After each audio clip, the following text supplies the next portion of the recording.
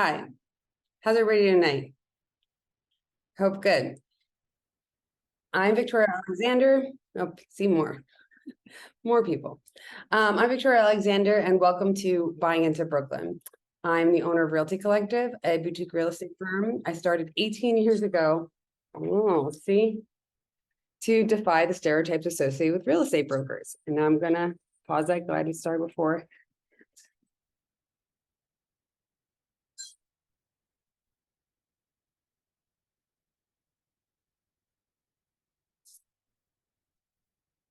I don't understand why Do Not Disturb doesn't work when you put it on and people still call you.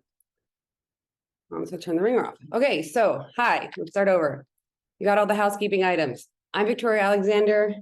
I'm the owner of Realty Collective, a boutique real estate firm I started 18 years ago to defy the stereotypes associated with real estate brokers in New York City.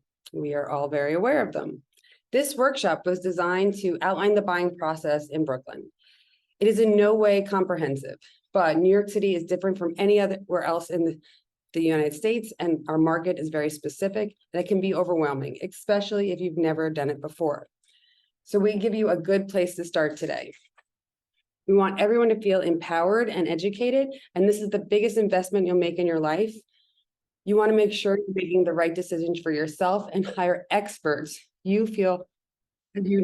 and hire the experts you need to guide you and help you avoid costly mistakes. And that is not to scare you. That is that there are mistakes that if you don't have people that know what they're doing can hurt you in the long run. So that's why it's just important you pick people that you like and trust and that are experts in the field. That's us or somebody else that you've made a conscious decision to work with. We'll provide the basics you need to know before starting your journey, as well as provide you with the tools to make some of the first steps. And no matter where you are in your journey, if today is day one and you have 5 years to go, or if today's day one and you're ready to hit the ground running, we're here for you no matter where you are in this process. So the first thing I always tell people, slide one, please, Farah, is you need to create your dream team. And that's why I would like to introduce Lisa and Rashida, who I've been working with for a very long time on more than 24 deals. It's important for me to work with other strong women and with people I have long-term relationships with. It's easier to keep everybody accountable and communicate with, especially when time is of the essence. And we all know that time is of the essence when you're in the purchasing process. So Rashida, would you like to introduce yourself and then pass it over to Lisa? Hi, good afternoon, everyone. My name is Rashida Sadiq. I am a practicing attorney in New York. I have been practicing real estate law going on 20 years, and April is actually 20 years officially. I represent many first-time buyers in the buying process, whether you're looking at a co-op, condo, house, commercial property, and just here to kind of give you the overview of what, as an attorney, your attorney should be looking at, the things that you need to be asking and looking at your contingencies. And I look forward to another great afternoon of sharing information with both Victoria and Lisa. Lisa, go ahead. Hey everybody, my name's Lisa. I'm from Cross Country Mortgage. I love working with Victoria and Rashida. We've been doing this for a while. It's super fun to help first-time home buyers. Probably about 90% of my business is working with first-time home buyers in the New York City area. There's a lot of stuff to go through, but we're here for you every step of the way. I say that New York real estate is sort of like the Marines, the few, the proud, the strong. And information that you get from this webinar will hopefully help you take the next steps to home ownership. So looking forward to chatting.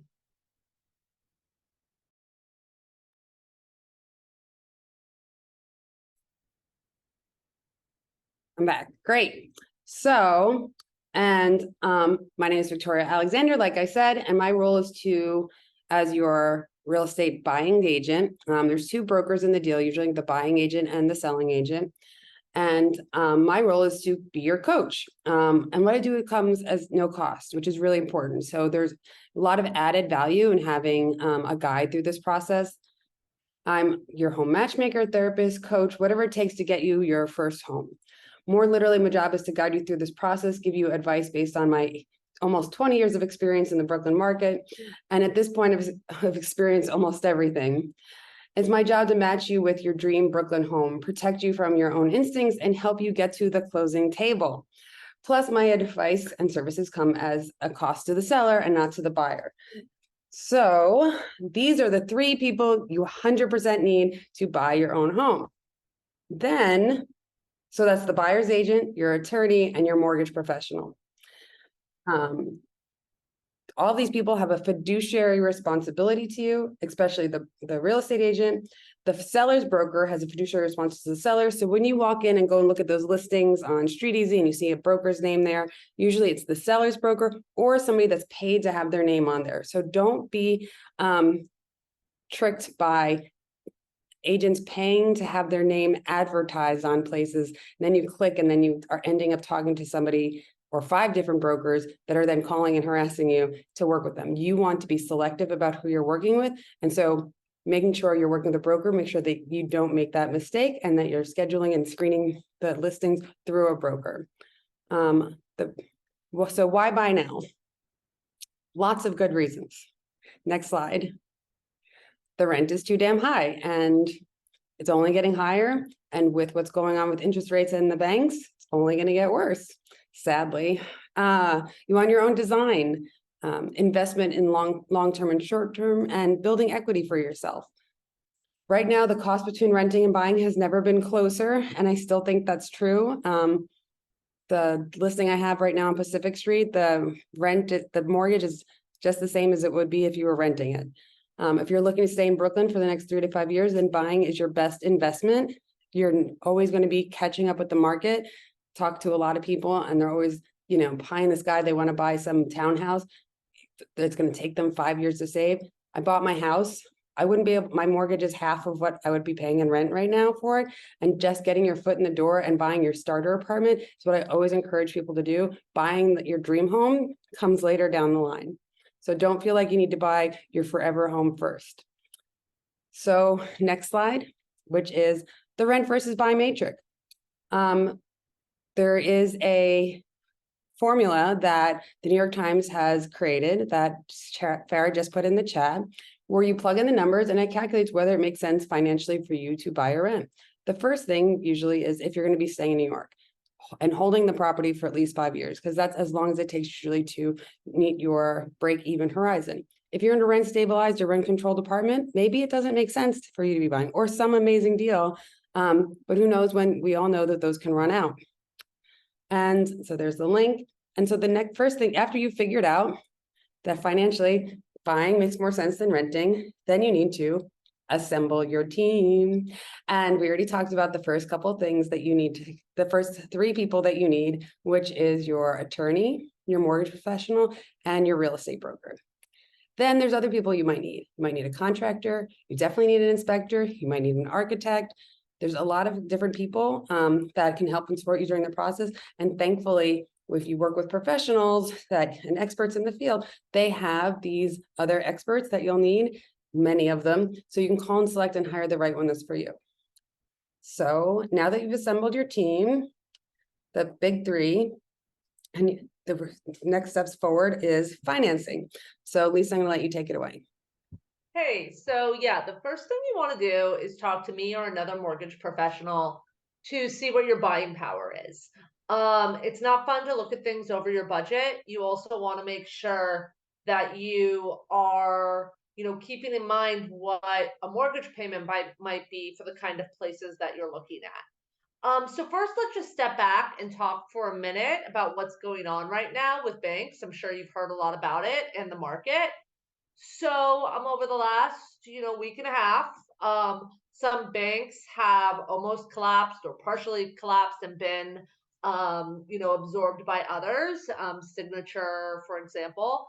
So this is very different than the sort of financial mortgage crisis that happened, I guess like 8 years ago now. This is very different. What's going on right now is that we're in an inflation situation, which means rates have gone up for mortgages, which simultaneously means that the return on bonds has gone down. That's what happens during an inflation period.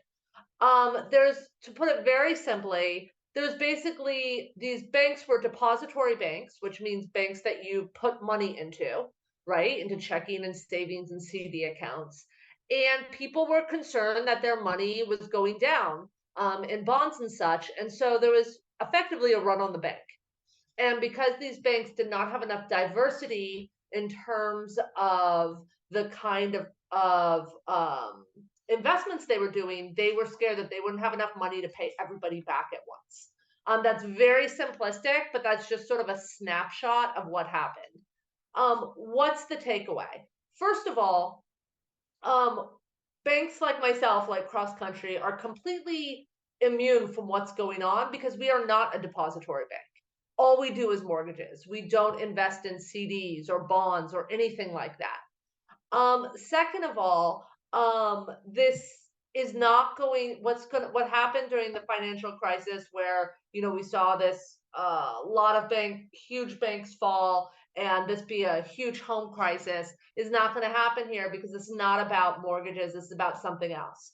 Already we've seen through the assistance of the government and variety of banks that it's already more of a snapshot for smaller banks rather than the big bank institutions. Tomorrow there's going to be a Fed meeting, and that's going to be very, very interesting because when all of this happened, it was the beginning of a blackout time for the Fed where they basically cannot respond to what's going on in the market prior to their Fed meeting. So that Fed meeting is going to happen tomorrow, and it's going to be very interesting because many financial experts think that for the first time in over a year, the Fed might not give the same message it's given, which is we're fighting inflation, we're raising rates. There is initially there's a talk about, maybe a 0.5% rate interest rate increase. Now that they're already talking about conservatively, maybe it being a quarter, or maybe them not announcing an interest rate increase at all. Because now there are other things going on than simply fighting inflation. What does that mean for you? Which is the most important thing.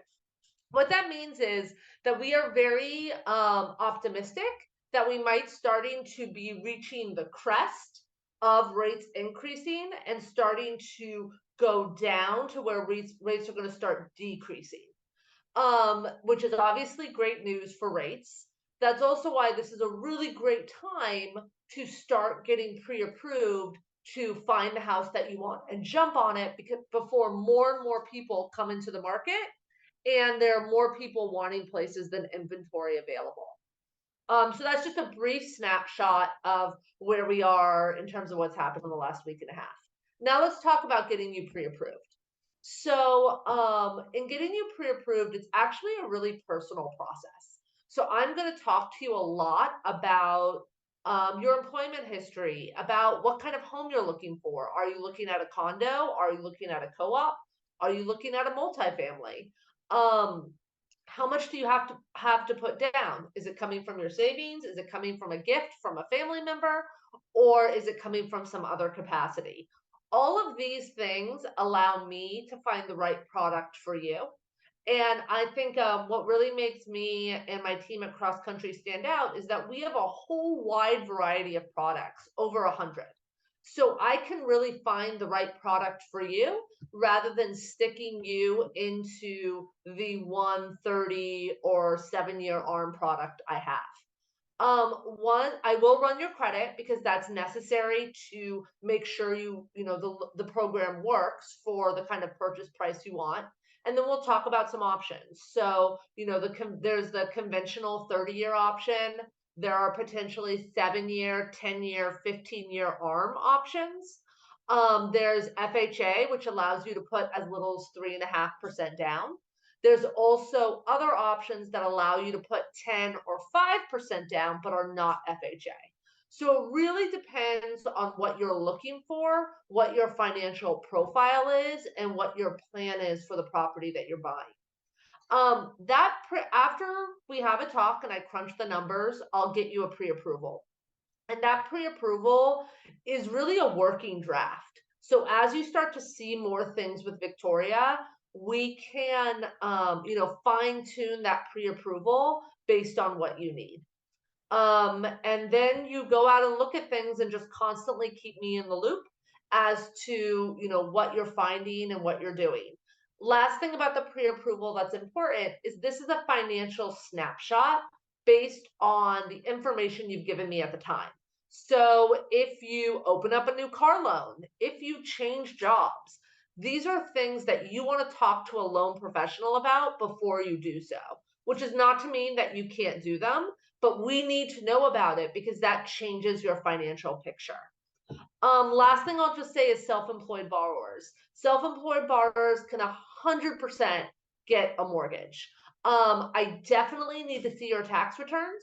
If you haven't filed your taxes yet for 2022, I want to see a draft of them before you file. Just to make sure when you're self-employed, you're primarily being qualified based on your tax returns. And the general rule is whatever income you're showing to the federal government is how much income we can use to qualify. But it's definitely possible. I work with self-employed borrowers all the time. And I think the first step in either of these is just an initial discussion to get you pre-approved. Back to you, Victoria. Mhm. So this is where you guys start. It is not on Street Easy. I know that people love looking on Street Easy, but if you're serious about starting to look at real estate, where you start is talking to a mortgage professional, and Lisa's one of the best and can really go over everything with you, especially if you're self-employed, like she just said, reviewing what you should be doing for your taxes to make sure you present the best to banks on paper when you're trying to qualify for a pre-approval and for a loan, because at the end of the day, they're going to check everything twice, so you want to make sure that it all checks out. So that's why we all want to get you pre-approved before we start looking at things, so you really understand what your buying power is. Because the worst thing is, oh, I thought I could just, afford $2 million. You find out you can afford $1 million. That's a huge game changer when you're looking at properties in New York City.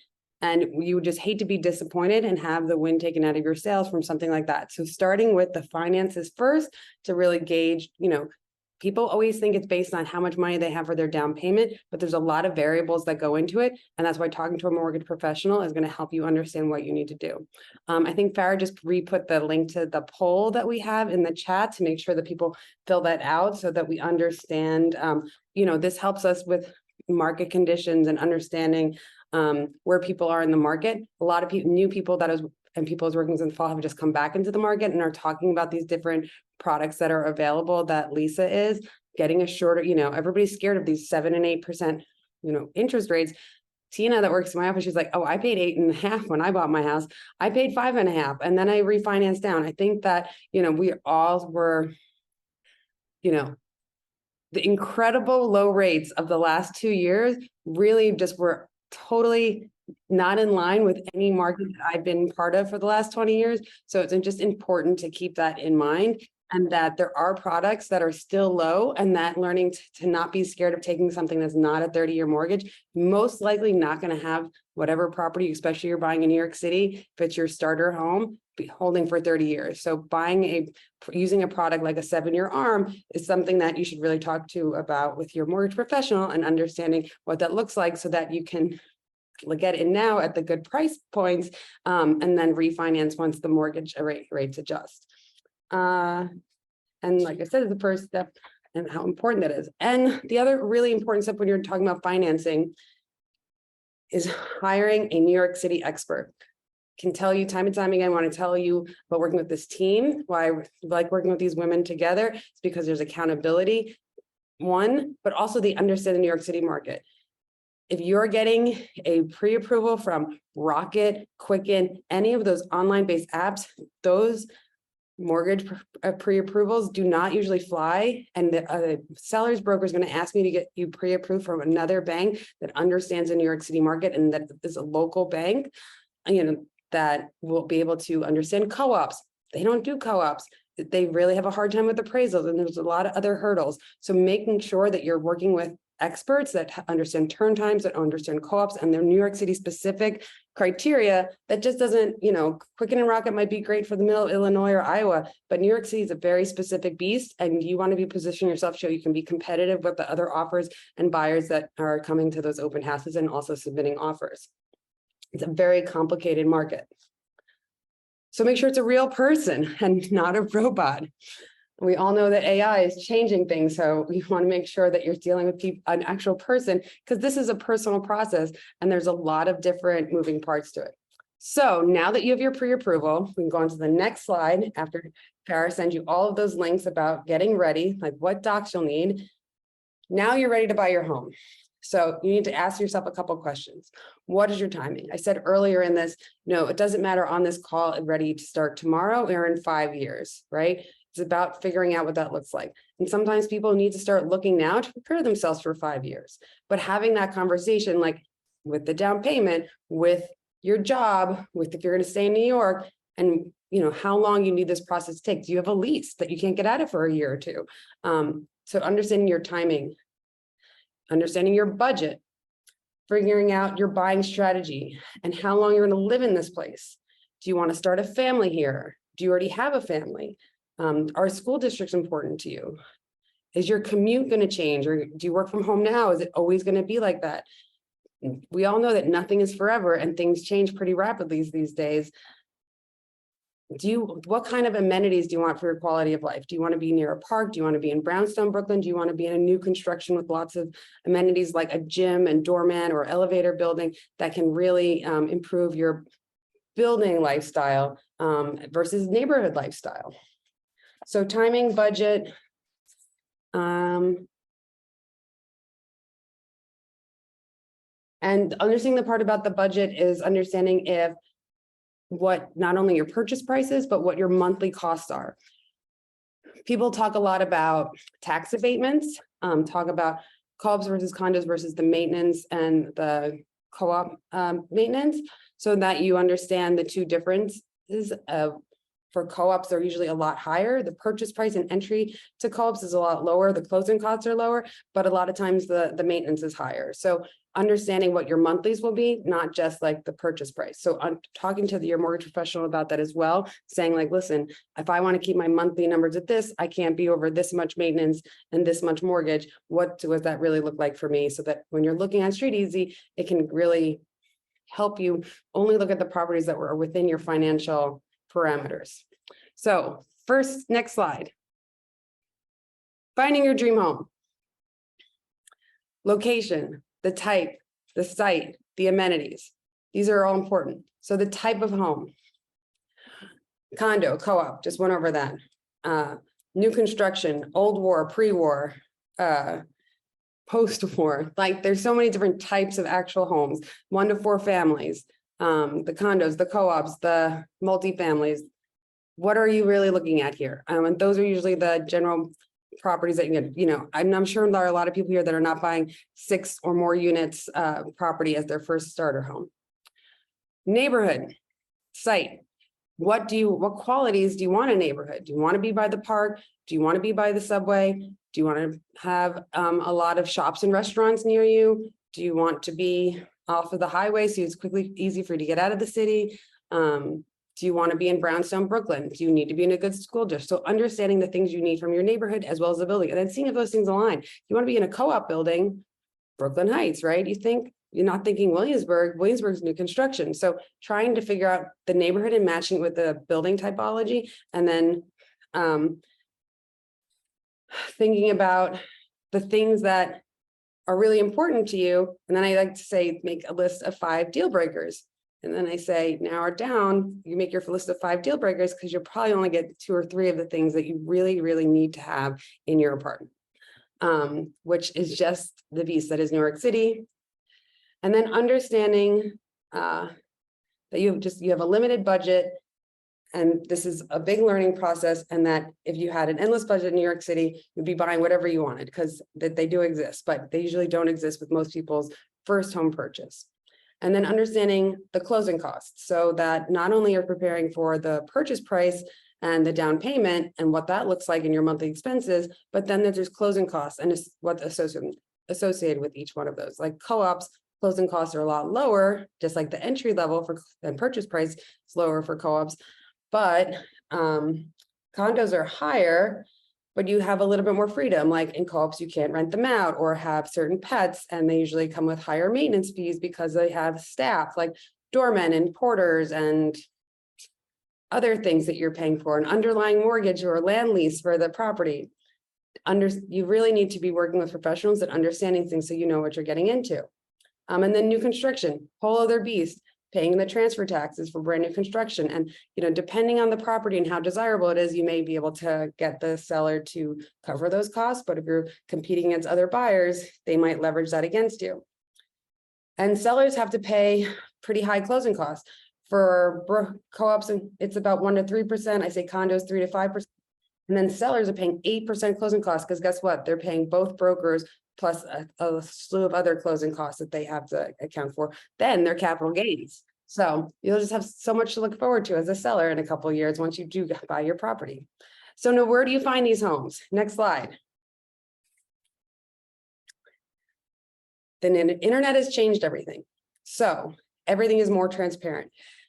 I don't know if everybody remembers, like the Village Voice and Craigslist and brokers that you see, small mom and pop brokers on Court Street or on Bedford Avenue that didn't have listings that anybody else had. And if you broker called them, they wouldn't work with them. That's all changed.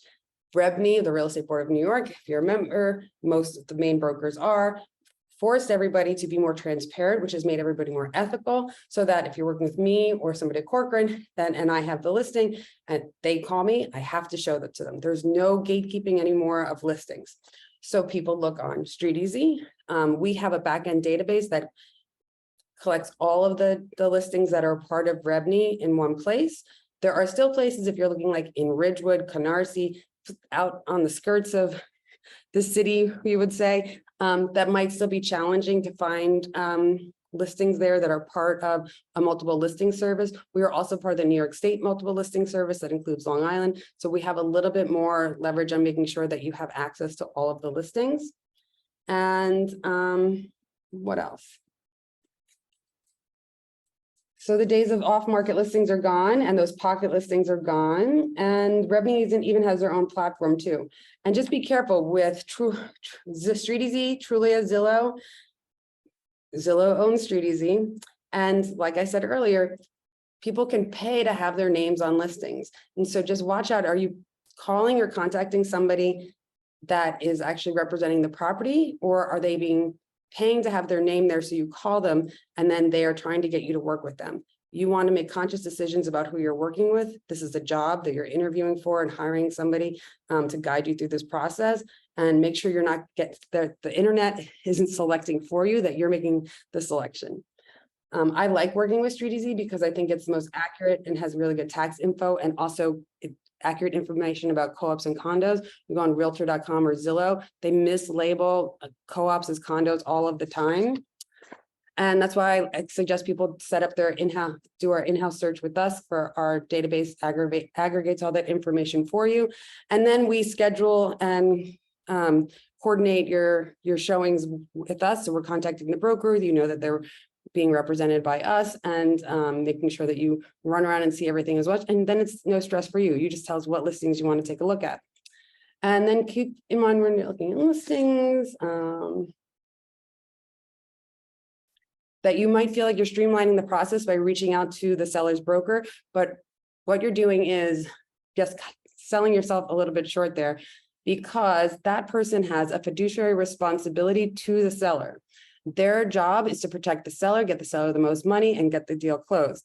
And that is at the expense of you. So making sure you're protected. The seller and agent will always be looking out for the person that they have hired. And you could end up losing money and leaving money on the table if you decide to not have representation. And that's why picking a buyer's broker that you like and trust and want to work with is so important. And that has your best interest at heart, because they do have a legal fiduciary responsibility to you. And they will make sure you ask the right questions and develop a competitive offer strategy for the property that you find that you do want to move forward on. I have a little condo versus co-op personality quiz that Farah's going to put in the chat too, just after the poll, to help you figure out which type of property could work for you, a co-op or a condo. So making an offer and negotiating. Next slide. So cannot stress this enough, the importance of being ready. And being ready is, so when you work with us, I set you up in not only in our backend database, but we also have, I don't know if you guys are familiar with Basecamp, it's a project management tool where I have aggregated all of these resources and tasks for you to do so that when you start looking, I tell you, these are the things you need to do before you go out on day one, so you're prepared. So if you go out on day one and you fall in love, you can go see 10 properties and one of the properties is like, oh my God, it's my dream apartment, that you have done your homework that I have assigned to you in Basecamp, which is to create your cover letter, get your pre-approval and get your revenue submit offer form filled out. So all we're doing is changing the address based on the property you're interested in, and you have all the information that we need to collect to present to the seller already in one place and ready to go. So you're not scrambling for information and finding a cute picture of yourself to put in your cover letter. And being the first offer really has a psychological impact on sellers. Just does. I know there's some science behind it, but right now I'm just going to remind everybody that we tell sellers that they're your first offer is usually your offer, and you're serious, you're confident, and they respect that.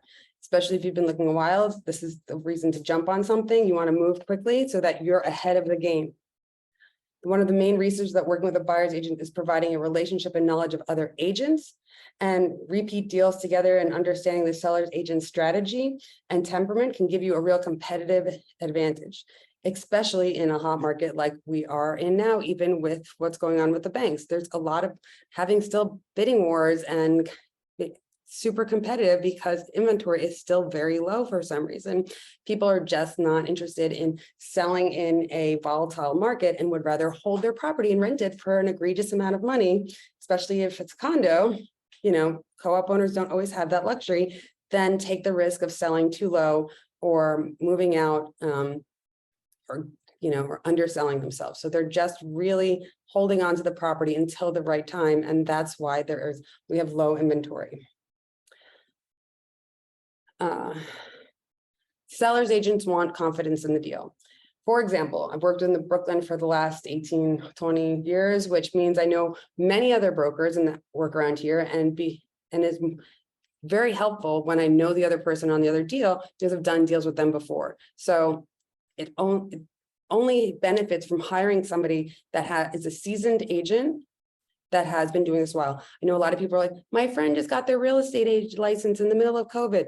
Please do not hire your friend. Do not hire your uncle that doesn't do real estate law. You want somebody who does New York City specific real estate law. You want a New York City specific real estate agent that has years of experience to represent you, because you need years of deals and mistakes and things that have gone wrong, or to realize how to avoid those things in the future. And that's the kind of person that you need representing you, so you don't make those missteps and know how to look for those things before it becomes a problem.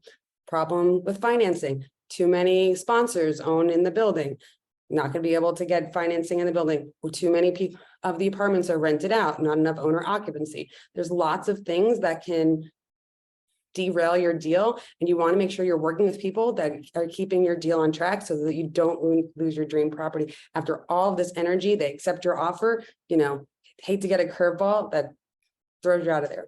And then you want to work with someone that creates a negotiation strategy for you so that you're not leaving money on the table and you're still winning the property. My buyers for this property we just signed contracts on, they wanted to lead with offering more out the gate. We ended up offering that number and paying slightly over, but they wanted to start there. If we had started there, we would have had to leave even more money on the table if they started in that higher price point. So it's about figuring out what the strategy is, because the other people on the deal, know the sellers and what they're looking for, and how to make sure your clients are putting themselves in the best position to win the bid, but not overpay. And then everything needs to be negotiated before your offer is accepted, and be prepared and submitted to lawyers on a deal sheet. So if you're like, oh, we want the whole apartment painted, and the lawyers already have the deal sheet, can try and ask for those things, but really it's less likely we'll get them because they should have been negotiated ahead of time and we've lost all our leverage. So the contract terms are different from the deal terms. And offering things on contingent on financing, offer contingent on inspection, and talking about what happens at the inspection and an as-is sale, I'm going to turn over to Rashida and then Lisa to talk about what happens after the deal sheets go out and these things, do or don't say them on the deal sheet. So go ahead. Hi, yes. So as Victoria had mentioned now, so the realtors are responsible for negotiating the offer. Once that offer kind of basic terms are determined, they send out a deal sheet to the attorneys. On that deal sheet is basically a summary of the accepted offer. It has the names and the information for all of the parties.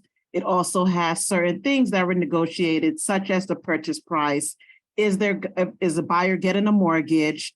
The amount of the mortgage, if there's going to be any contingencies or any waiver of contingencies in the contract of sale.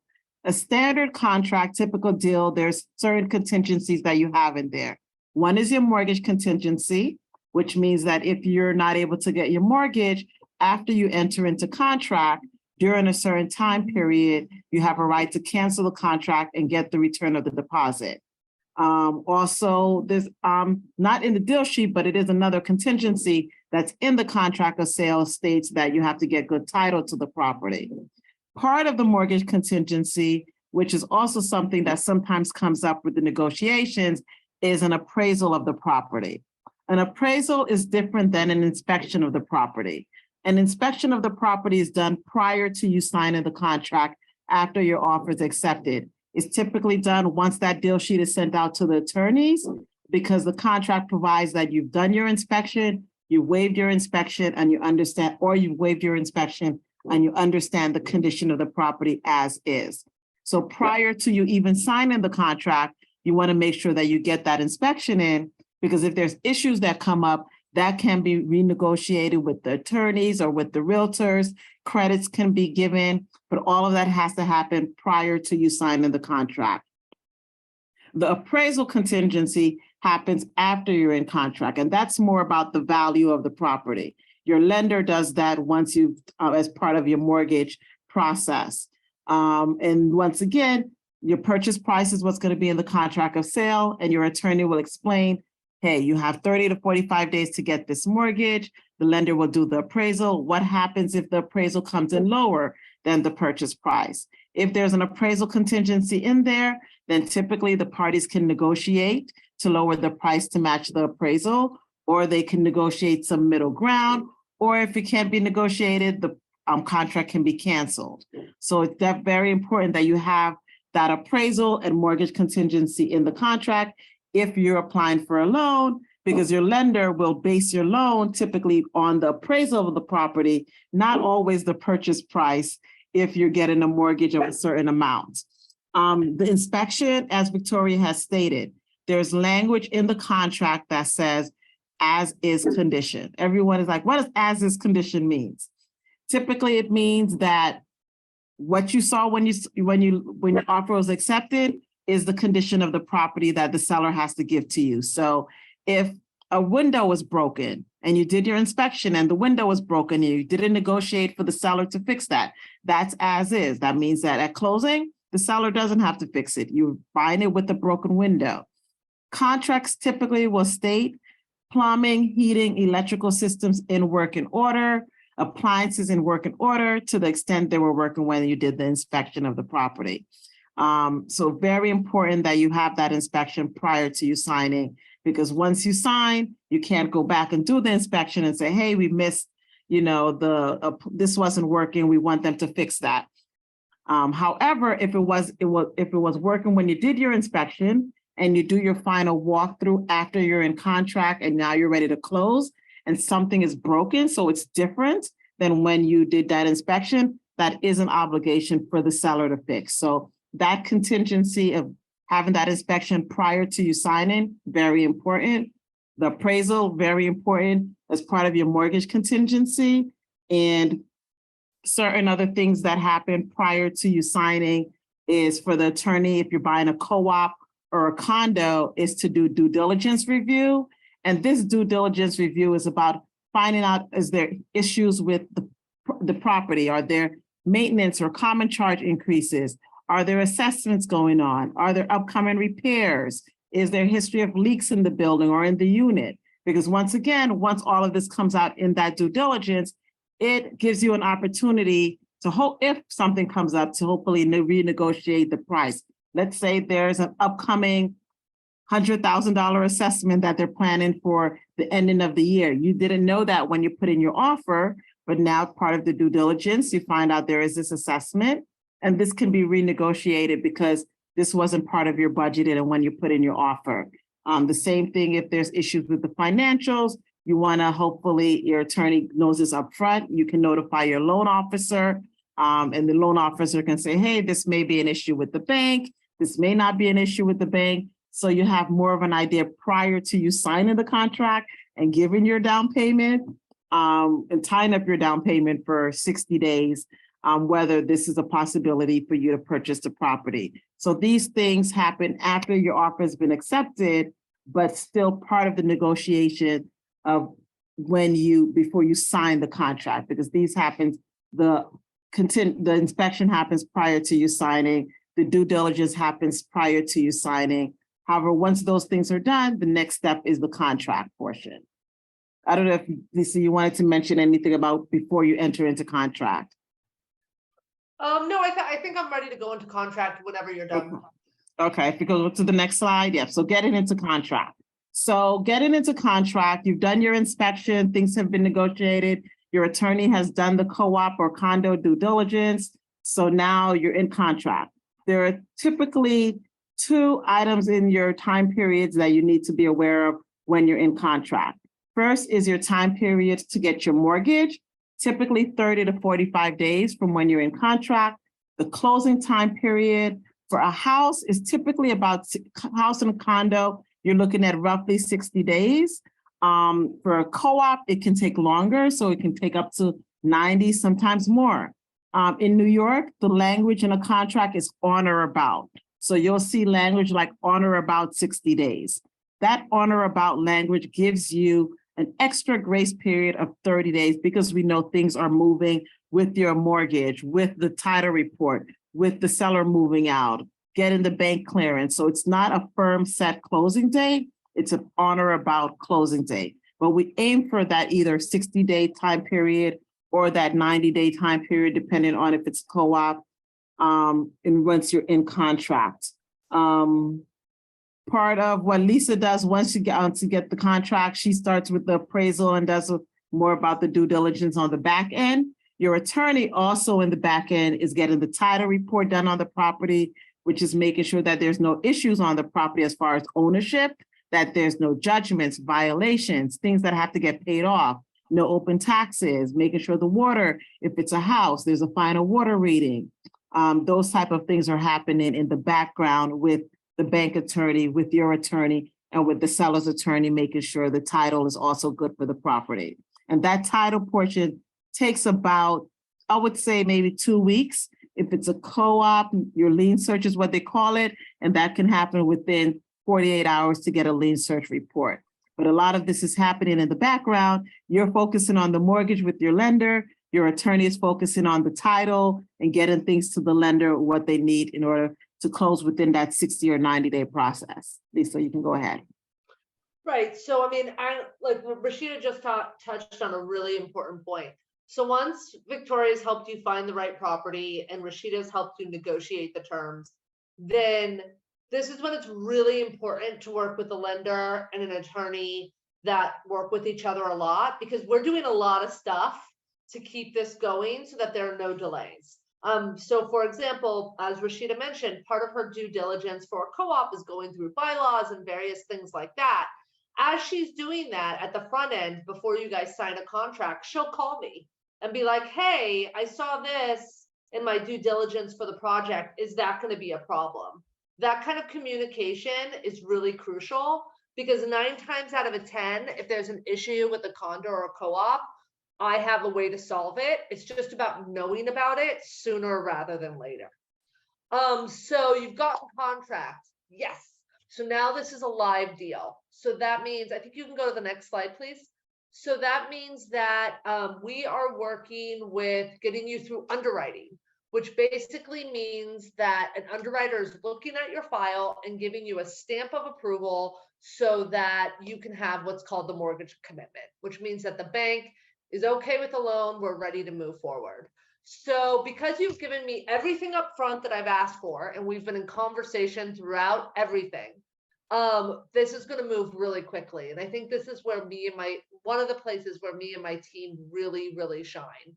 I get you through underwriting faster than anyone else around. The big banks can take 2 to 3 weeks. I can get it done in 1 to 3 days.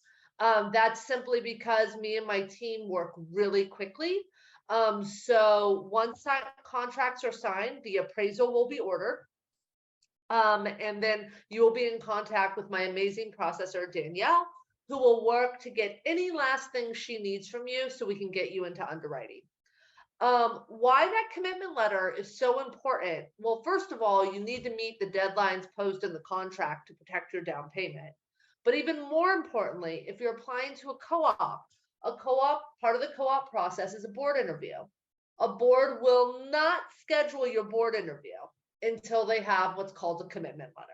So the faster you get that commitment letter, the faster you can get in front of a board. And that's very important because some boards say, hey, come in tomorrow. Other boards say our next meeting to interview potential buyers is 2 months from now. There's nothing you can do. You have to go by when the board says you can come in for the interview. So speed on the mortgage side, not only just to know that things are moving along and there are no delays, is actually really crucial to the process of making sure that you meet the deadlines within your contract. After we get the loan commitment or the mortgage commitment, we will let Rashida, and obviously you will get a copy, but we'll let everyone know so that if you're purchasing a co-op, Victoria will have already helped you with the board package. So you can just pop that commitment letter in there and get in front of a co-op. And if you're buying a condo or a multi or single family home, then Rashida will let the seller's attorney know, and then we can get moving on the next aspect of it. In terms of the mortgage, after you get the commitment letter, there's going to be a few little conditions. It might say to get an updated pay stub. It might say, something very slight and little. One of the things it will always say is to secure homeowners insurance and to have it paid for a year prior to closing. When you buy a property, if you're buying anything except for a co-op, that you probably want to get insurance if you have a co-op as well, you need to have homeowners insurance, and per the bank, it needs to be paid for the first year prior to closing or at closing. It's easier if you do it prior to closing. So that's one of the things that you'll shop around for after you get that commitment letter. And then once we have those conditions, we can get you into clear to close, which means that then Rashida can work to schedule the closing. One thing I will say, I say this on every webinar, just because you got the commitment does not mean that you schedule movers. It does not mean that you give your landlord 30 days notice, because there's still, we're close, we're getting there, but there's still a few things involved to get you to closing. And the last thing you want to do is be stressed out because you hired movers to come on the 23rd. And the fact is you're not going to close till the 4th. And again, like I said in the pre-approval, this is uber important actually. Once you are in contract, you cannot open up a new credit card. You cannot get a new car loan. You cannot change your job. These are things that will require delays in the process, because then you have to go back into underwriting because now your financial profile has changed. So those are things very important to keep in mind once you sign the contract. Right. So no big purchases. I'm having the same thing with some buyers right now. They're like, this TV. I'm like, don't buy this TV right now. Wait. They're like, okay, we'll probably get it as a gift. I'm like, that's a better idea. So once you're in contract, really the heavy lifting is moving towards your mortgage professional and your lawyer. Your buyer's broker, that's me, is going, if it's a co-op, I'm going to be focusing and working on your co-op package, which is this beautiful board package that devolves all of your personal information that you feel like they can see your insides out. It's very, very invasive, but it is that what everybody goes through to get into a co-op building. And it is important you work with a broker that has really good skills getting this together, because it's a lot of work and you want it professionally done. So because this is your first interview part, and past this, because they have to approve the package first to then schedule an interview. And this is why Lisa's saying don't schedule anything, because the board can't meet to interview you. The board can't meet to review your paperwork, or the management has a 2-week hold period on reviewing your board package before they even send it to the board. There's all sorts of these little things, nuances that you're just unaware of, that it's part of the process, that this is part of the timeline when buying these kind of properties. So making sure that you understand the co-op board timeline and the interview process, and working with somebody that can prep you for your interview so that you pass it with flying colors. And I think, Lisa, you talked a little bit about the due diligence, the turn times and underwriting, and you talk about locking rate at all? Did we go over that? Good question. I can talk about locking rate real quick. So, locking rate is a little bit of a dance. So right now rates are somewhere in the 6s. 2.5 weeks ago, they were sort of in the 7s. So we're already starting to see things go down a little bit, depending on the product, depending on the property, et cetera, et cetera. We'll talk about locking as soon as I have fully executed contracts. I can lock you in. It's really about, do you want to lock now, or do you want to wait, or what, and the risks of each. So the one thing with locking is that once you lock, you're on a time clock. If you do not close before that lock expires, you have to pay extension fees. Those can get really expensive really fast. So, and as Rashida knows, just because your lock expires on the 30th, the seller is not going to be like, I'm not paying your extension fee. That's on you. That wasn't on me. So it's really important to know what you're signing up for when you lock. I typically do not lock co-ops up front, simply because of what we talked about of the board approval process. My one caveat to that is we have an amazing first-time homebuyers New York State program that you have to meet the income limitations to qualify, but that lock is 140 days.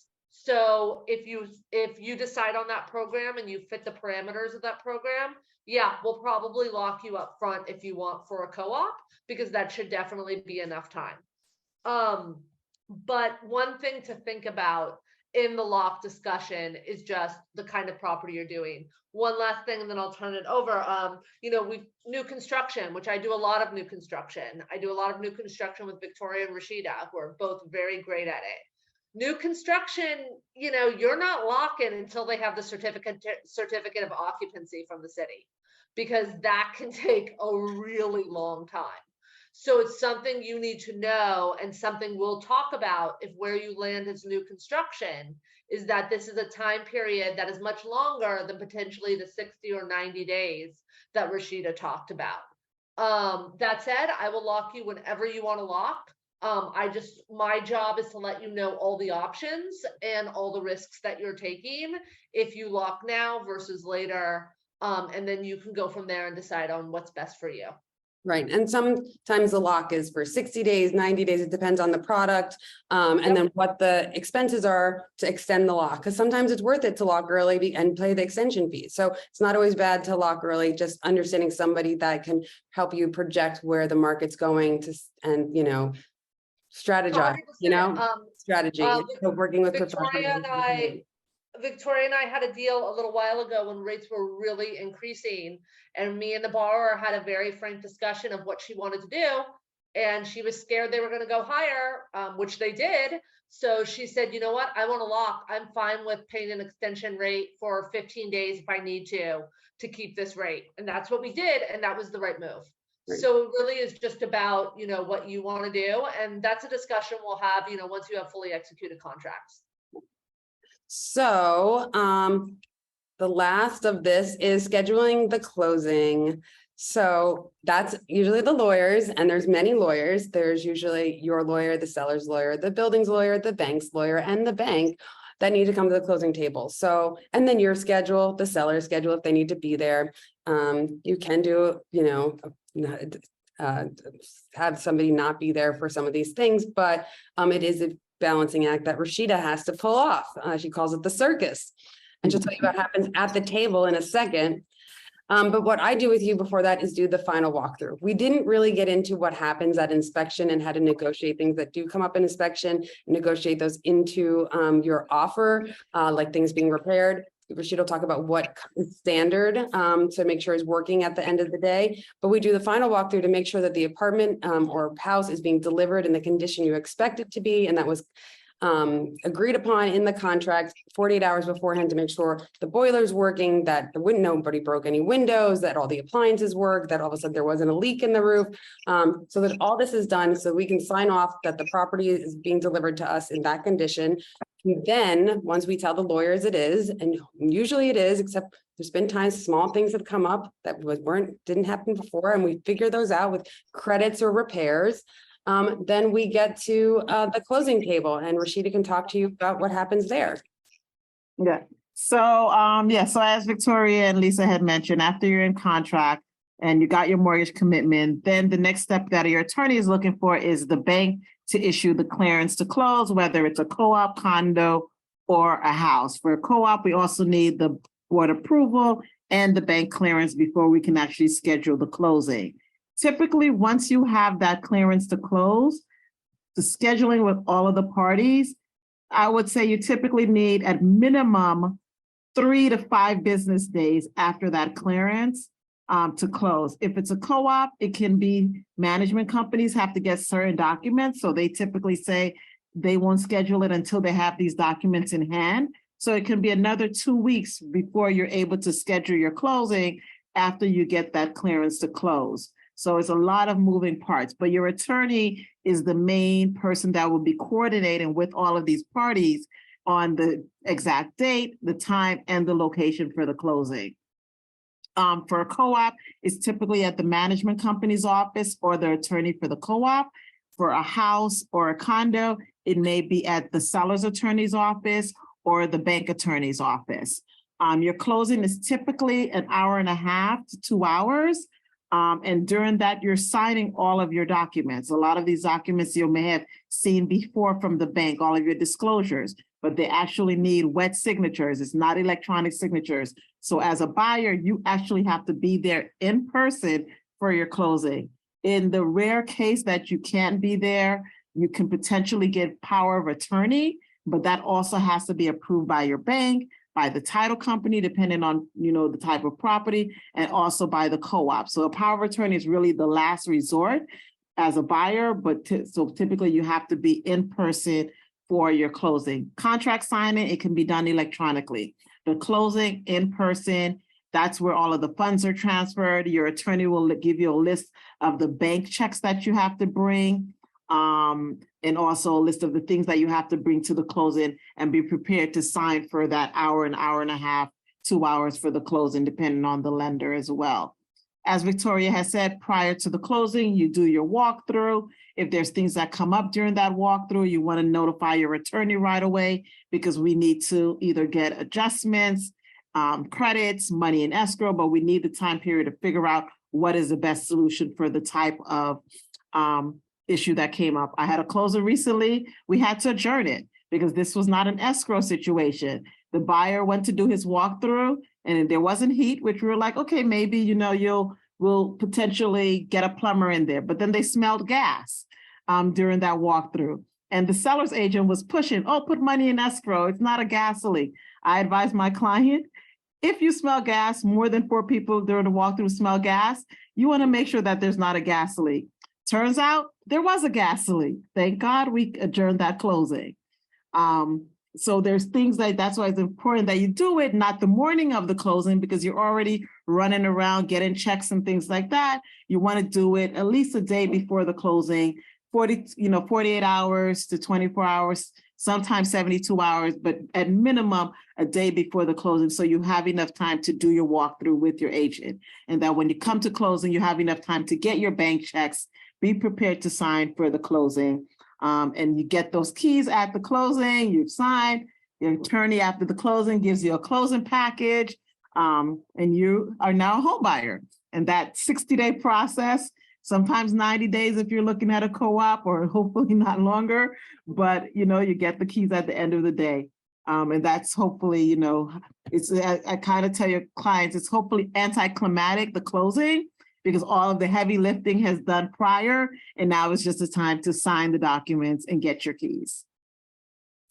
So that's when you're going to the closing table. That's when you can schedule your movers, because you're going to get your keys in hand and you can figure all that stuff out. And just knowing also that certain co-ops and condos, they have rules about moving in and out, what days you can move in and out, scheduling if the porter is going to be or the super is going to be there, and pad the elevators and all that kind of stuff. So knowing your building's criteria for moving in and moving out, and if there's deposits, and if you have to notify the management, another little part of the process. So we'll help you with that as well, because we've been probably talking to the management company, because all of this is coordinated through them as well, and you'll want to have a good rapport with them and not start things off roughly. So you've closed, yay! You're now a New York City homeowner, and welcome to that whole process. It's a whole other beast than being a renter, and you're now responsible if your dishwasher breaks, your washer dryer breaks, there's a leak, down to your problem.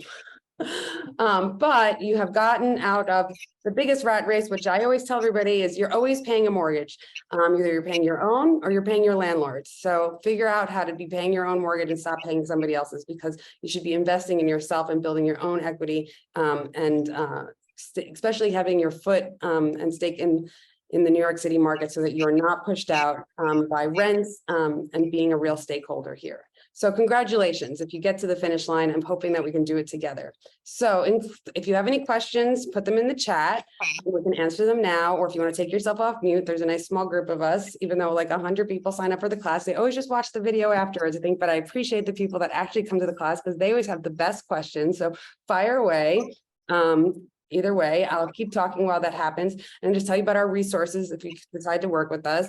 Like I said, we have Basecamp set up, which is a library of resources that we've really aggregated all the information during this process at each step of the way. So I've chopped it up so that, prepping, searching, doing the inspection, getting into contract, there's all the moving pieces that we can't talk about in depth here, because there's a lot of moving parts, the inspection part of it, having contractors come in, all is outlined for you there, so you can read up on it. Because education is power. The more you know, the more you confident you can feel in the buying process, in the property you're buying, and with the people you're working with, and selecting the people you're working with. We have our backend database, RealtyMX, that I said that can aggregate all the listings for you. You can schedule a call with us. We're going to send out our home buying handbook, which is close as much as a Bible that I've been able to write on all of these things. It's really dense, over 100 pages of information. I believe, and I think that this is one of the ways that makes sure you're picking the right people to work with, that they're not gatekeepers of information, that they don't use scare tactics. Salespeople that use scare tactics are, scaring you into working with somebody is not the kind of relationship that anybody want to have in life. So make sure you're working with people that give you information, make you feel empowered, and are educating you at every step of the way with all the details for every process. If they're blowing you off or not answering your questions in a way that you can digest the information, this is probably not the right person for you. So we're also going to send a link to this recording. If you didn't get to catch everything, or you want to watch again or share with anybody, you'll be able to share with whoever you want. So that's the end of the presentation. Thank you so much, everybody. Thanks, Farah, my assistant, for tracking everything and putting all the links in the chat for us. And we'll go back through any questions that were asked earlier. And if you don't want to ask questions now, like I said, you can reach out to us one-on-one to schedule a call. I always suggest, I'm happy to always jump on a call with anybody. First call should really be with a mortgage professional, and that's Lisa, who will be able to, go over your buying power and your finances to see if, you're going to buy this year or next year, or what you need to do to get ready. The last presentation, we had a lot of people that we're just starting. We're going to get all this stuff ready. I just got my foot in the door, and I want to, 2024 is the year I'm buying something. Let's start working on this now. And that is okay. You're not wasting our time. Everybody always thinks, I don't want to waste your time. not a waste of time. It's my job to make you feel confident and understand the process and understand what you need to do so that you can make your dreams a reality. And I love helping people. That's why I love my job, and feel good about giving out this information. So we should just put in the link to schedule the calls. Like I said, with Lisa, it should be your first call. And is that it? That's it. So all the information is going to be emailed to you because you signed up for the class. And let me see, questions in this chat. Don't see any questions. A lot of you on there. Anybody have any questions that we didn't answer? Okay. Well, since most people don't have their camera on either, I'm going to assume that they are also ready to jump off. And thank you guys, everybody, for your time. I really appreciate it and think this was a really great class.